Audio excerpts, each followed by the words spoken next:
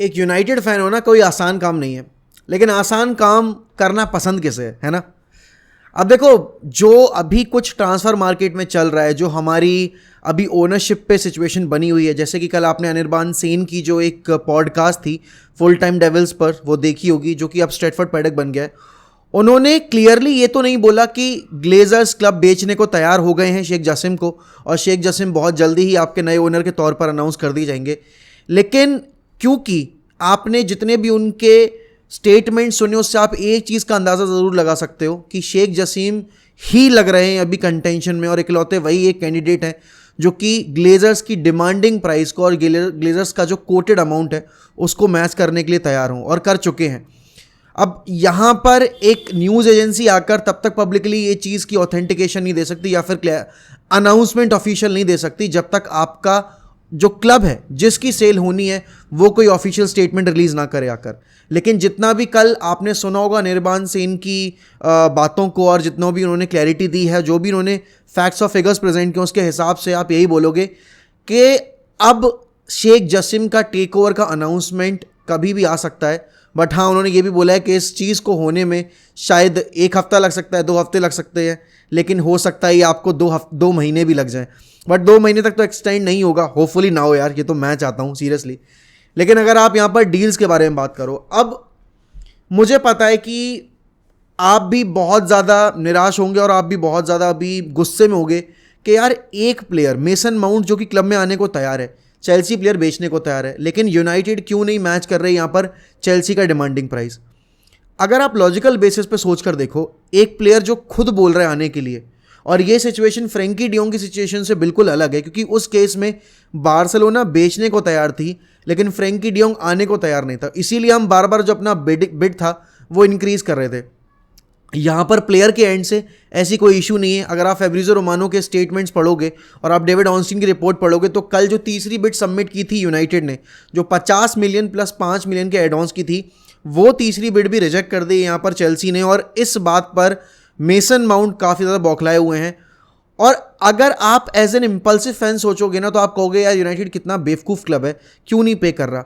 लेकिन एक प्लेयर जिसके कॉन्ट्रैक्ट में सिर्फ 1 साल बाकी है, जो कि खुद क्लब छोड़ने को बेकरार हो रहा है और जो हमारे क्लब को ज्वाइन करने के लिए बहुत टाइम से वेट कर रहा है, उसके लिए हमें नहीं झुकना है। उसके लिए आपको सामने वाली पार्टी को एग्री कराना है अपने टर्म्स के ऊपर, क्योंकि या तो फिर वो इस साल मेसन माउंट को बेचें, वरना अगले साल Mason Mount as a free agent जाएगा, क्योंकि Mason Mount is not going to sign a new contract. ये फैब्रिज़ो भी बोल चुके हैं, ये आपके डेविड ऑनस्टीन भी बोल चुके हैं, और ये हावर्ड नर्स भी बोल चुके हैं। तो यहाँ पर एक ऐसी सिचुएशन अराइज हुई है जहाँ पर यूनाइटेड के पास एडवांटेज है, मेसन माउंट के पास एडवांटेज है, चेल्सी के पास एडवांटेज नहीं है। अगर चेल्सी वो हरकत करेगी जहां पर वो अपने सिर्फ 10 या 5 मिलियन के चक्कर में प्लेयर को नहीं बेचेंगे, तो हो सकता है अगले साल उन्हें कोई प्रॉफिट ना मिले या फिर कोई अमाउंट ही ना मिले मेसन माउंट की सेल के ऊपर।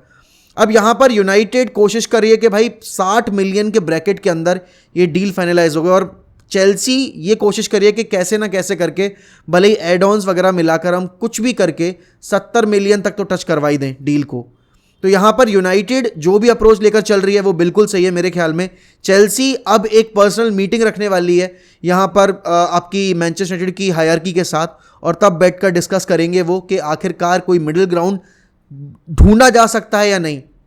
बट मेरे ख्याल में आपको 2-3 दिन के अंदर जो मेसन माउंट की कंफर्मेशन है वो मिल सकती है, हियर वी गो मिल सकता है। और उसके पीछे की सबसे बड़ी वजह ये है कि चेल्सी को फंड्स जनरेट करने हैं, और चेल्सी महीना ख़त्म होने से पहले जितना भी अपना खर्चा उन्होंने लास्ट 2 विंडोज़ में किया था उसको काउंटर बैलेंस करने की कोशिश कर रही है। वो ऑलरेडी अपने बहुत सारे प्लेयर्स बेच चुके हैं, लेकिन उनको पता है कि मेसन माउंट की अगर उन्होंने डील फाइनलाइज करवा ली तो उनके पास स्कोप होगा मोजेस काइसीडो को जल्दी से साइन करने, क्योंकि आर्सेनल यहाँ पर वेट कर रही है डेक्लन राइस की क्लैरिटी के ऊपर, और डेक्लन राइस किस क्लब को प्रेफर करेंगे, क्या वो मैन सिटी होगा, क्या वो आर्सेनल होगा। लेकिन यहाँ पर अगर आप यूनाइटेड के इस ऑब्सेशन को देखोगे तो आपको समझ में आएगा क्यों एरिक टेन हैग पीछे पड़े हुए हैं। क्योंकि देखो, इस वक्त पर हम उन प्लेयर्स को टारगेट नहीं कर रहे जो कि क्लब में आना चाहते हैं लेकिन पैसे के लिए। हम उन प्लेयर्स को टारगेट कर रहे हैं जो कि क्लब में आना चाहते हैं और जिनके लिए क्लब की इंपॉर्टेंस भी उतनी, मतलब क्लब की जो हेरिटेज है वो भी इतनी ज़्यादा इंपॉर्टेंस रखती है जितना उनके लिए पैसा। और मेसन माउंट, अगर आप जितने भी मिडफील्डर से हम लिंक हुए ना अभी तक, अगर आप देखोगे तो उसमें mason mount is the best possible option जिस प्राइस ब्रैकेट में मेसन माउंट मिल रहे हैं, 50 मिलियन 55 मिलियन तक। और ये चीज़ मैंने पहले भी बोल रखी है कि मेसन माउंट के लिए 55 मिलियन क्रॉस करना बहुत बड़ी नासमझी होगी, क्योंकि एक ऐसा प्लेयर जो कि अपने कॉन्ट्रैक्ट के आखिरी साल में है और इतने लंबे टाइम से इंजर्ड चल रहा है, चेल्सी कोई एक ऐसा अभी ऑप्शन हमारे सामने फोर्स कर भी नहीं सकते कि भाई नहीं, मेसन माउंट ने हमारे लिए इतने गेम्स खेले हुए हैं पिछले एक सीज़न में, उनका ये कंट्रीब्यूशन था, तो अब हम इतना तो हम डिमांड कर ही सकते हैं। ऐसा कुछ भी नहीं है। और यहाँ पर प्लेयर भी खुद नहीं चेल्सी में रुकना चाहता है। अब वो कोबम प्रोडक्ट है, चेल्सी ब्लड है, वो सारी चीज़ें मैं एग्री करता हूँ और चेल्सी फैंस इसीलिए काफ़ी ज़्यादा निराश भी हों उस एक वाक़ये से। लेकिन रियलिटी ये है कि मेसन माउंट यहाँ पर कहीं ना कहीं अपने नए प्रोजेक्ट में जो नई ओनरशिप के अंडर आए उसमें अपने आप को इंपॉर्टेंट फील नहीं करते हैं। और जितना बाकी प्लेयर्स को वेज मिला है, जैसे कि रीस जेम्स की बात करो, अब बाकी प्लेयर्स ने जो न्यू कॉन्ट्रैक्ट साइन किए उनको जितना इंप्रूव स्ट्रक्चर दिया गया उतनी इंपॉर्टेंस मेसन माउंट को नहीं दी गई। तो यहाँ पर एक वो है कि इतना कुछ करने के बावजूद जब उनसे कम स्किल्ड प्लेयर्स या फिर उनके बराबर स्किल्ड प्लेयर्स अगर उनसे बेटर अर्न कर रहे हैं तो फिर यहाँ पर उनको एक डिसीजन अपने लिए लेना था, जो कि वो ले चुके हैं। इसके अलावा अगर आप आंद्रे ओनाना के बारे में पूछोगे तो देखो, यहाँ पर मैनचेस्टर यूनाइटेड गोलकीपर लाने के लिए मार्केट में उतरी ज़रूर है, लेकिन वो कोई भी एक इंडिकेशन ऐसा नहीं दे रहे हैं जहाँ पर वो अर्जेंसी दिखाने की कोशिश कर रहे हो। और यहाँ पर अगर आप आंद्रे ओनाना की बात करोगे तो आंद्रे ओनाना ने रिसेंटली अपनी जो एजेंट एजेंसी है वो चेंज की है और बताया ये जा रहा है कि आंद्रे ओनाना जल्दी से जल्दी इस डील को फाइनलाइज करवाना चाहते हैं। इंटर मिलान को पैसा चाहिए है, 50 मिलियन प्लस एड ऑन्स का जो एक प्राइस टैग है वो कोट किया गया है, उसको मैच करने के लिए अभी यूनाइटेड तैयार नहीं। यूनाइटेड ऑफर कर रही है 40 मिलियन के करीब और वो चाहते हैं कि ओनाना साइन करे, लेकिन उसके लिए वो 40 मिलियन से ऊपर पे ना करें। मेरे ख्याल में 40 मिलियन तो नहीं हो पाएगा ये डील का अमाउंट, 50 तो कम से कम देने पड़ेंगे। अब वो 40 प्लस एड ऑन्स होकर अगर 50 हो जाएगा तो एक देखने वाली बात होगी। लेकिन यहाँ पर इन दो प्लेयर्स के अलावा अगर आप किसी और प्लेयर की पूछोगे कि क्या हम स्ट्राइकर से लिंक हो रहे हैं, क्या हम स्ट्राइकर के साथ नेगोशिएशन में उतर चुके हैं, तो ऐसा कोई भी अभी एक न्यूज़ आपके सामने नहीं है जो कि रिलायबल सोर्स से हो। हाँ, यूनाइटेड इंटरेस्टेड ज़रूर है कोलू मुआनी में, यूनाइटेड ज़रूर इंटरेस्टेड है आपके रासमस हॉयलैंड में, और यहाँ पर हैरी केन को भी वो अभी तक रखे हुए हैं अपनी लिस्ट में, लेकिन अभी तक अप्रोच नहीं किया उन्होंने स्पर्स को, क्योंकि उनको लगता है कि स्पर्स बेचेगी नहीं, अगर बेचेगी तो जो कोटेड अमाउंट होगा वो मोर देन 100 मिलियन होगा। तो इसलिए यूनाइटेड अपने ऑल्टरनेटिव सर्च कर रही है और कहीं ना कहीं उनको ये एक अब उम्मीद सी जग रही है कि शायद मेसन ग्रीनवुड को वो टीम में वापस से इनहेरिट कर ले। तो अगर आप अभी करेंट ओनरशिप की बात करोगे तो ग्लेजर्स तैयार नहीं है पैसा इन्वेस्ट करने के लिए क्लब में, मतलब सेल के लिए पैसा देने के लिए यहाँ पर, और प्लेयर्स जो हम बाय करेंगे उनके लिए वो वेट करे कि ओनरशिप आ जाएगी, तब जो भी डिसीजंस होंगे फाइनेंशियल बेसिस पर वो नई ओनरशिप लेगी। और इसीलिए हम प्लेयर्स बेचने के लिए भी काफ़ी ज़्यादा जद्दोजहद कर रहे हैं। चाहे आप स्कॉट मैकटॉमने की बात करो, चाहे आप हैरी मैग्वायर की बात करो, आप एरिक बाई की बात करो, या फिर आप बात करो यहाँ पर एलेक्स टेलेस की और बाकी सारे प्लेयर्स की। बट जितना डिले होगा ये उतना ज़्यादा प्रॉब्लम है हमारे लिए। अब बहुत सारे फैंस ये बोल रहे हैं कि United should walk away from Mason Mount's deal और उनको बरेला पे फोकस करना चाहिए। आई थिंक जब आप थर्ड बिड के राउंड तक पहुंच गए हो ना, तो वॉकआउट करना और वॉक अवे करना इतना आसान नहीं होता, क्योंकि यहाँ पर प्लेयर्स के ऑन्टराज भी आपके साथ डील एग्री कर चुके हैं, पर्सनल टर्म्स वगैरह वर्बल एग्रीमेंट हो चुका है, और यहाँ पर जो सेलिंग क्लब है वो भी बेचने को तैयार है, इतना आपको पता है। यहाँ पर यूनाइटेड वॉक अवे करेगी तो एक जो प्राइमरी टारगेट इस विंडो का है आपका सबसे बड़ा,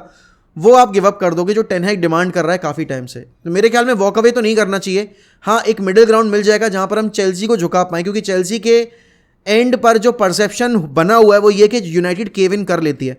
बट अभी तक यूनाइटेड ने केव इन किया नहीं है। आई एम वेटिंग कि इस बार जो मार्केट होगा वो हम अपने अकॉर्डिंग डील करेंगे, ना कि हम सेलिंग पार्टीज़ के अकॉर्डिंग डील करेंगे, but we have to wait for it. But आपके हिसाब से आप बताओ मुझे कमेंट सेक्शन में कि आपको क्या लगता है, यूनाइटेड अगर मेसन माउंट को 55 मिलियन तक नहीं खरीद पाती है तो क्या उनको फिर वॉक अवे कर जाना चाहिए, या फिर उनको 60 मिलियन का जो प्राइस है वो मैच कर लेना चाहिए एड ऑन्स वगैरह मिलाकर? और कीपर के तौर पर आपको कौन चाहिए, ओनाना चाहिए या डियोगो कोस्टा चाहिए? और जो कल आपने अनिर्बान सेन की वो एक पॉडकास्ट जो देखी है स्ट्रेटफोर्ड पेडक के साथ, उसके बाद आपको क्या लग रहा है कि ओनरशिप कब तक चेंज होगी? अगर ओनरशिप आ भी रही है तो शेख जसीम आएंगे या फिर जिम रैटक्लिफ आएंगे, वो बताइए मुझे कमेंट सेक्शन में। एंड सुबह वाली वीडियो गर्नाचो वाली वो देखना मत भूलेगा, बहुत अच्छे से यार बनाई है मैंने, थोड़ा टाइम इन्वेस्ट करके, तो प्लीज़ उसको भी सपोर्ट कीजिए एंड चैनल को सपोर्ट कीजिए। Like this video, comment down below and subscribe to 1MUFC। मिलते हैं अगली वीडियो में, तब तक के लिए goodbye, take care, up the fucking Reds, glory glory Man United.